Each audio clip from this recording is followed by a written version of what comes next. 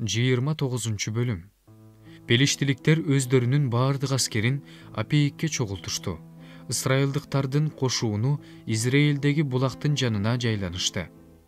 Пелишти төрөлөрү жүздөп, миңдеп келе жатышты. Дөөт жана анын кишилери болсо артта Акиш менен келе жатышты. Пелишти төрөлөрү бул кайсы еврейлер деп сурашты.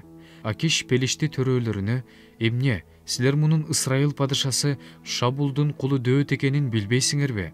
Ал 1 жылдан ашуун убактан бери менин жанымда.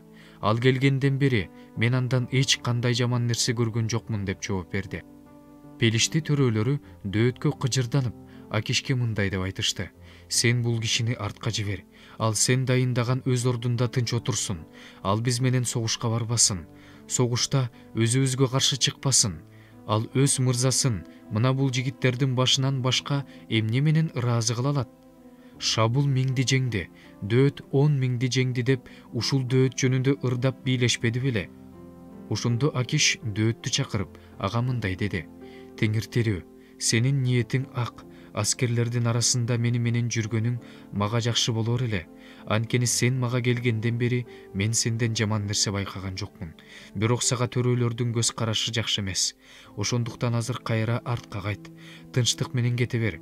Пелишти төрөлөрүн кыжырдантпа». Бирок Дөөт Акишке мындай деди: «Мен эмне кылдым?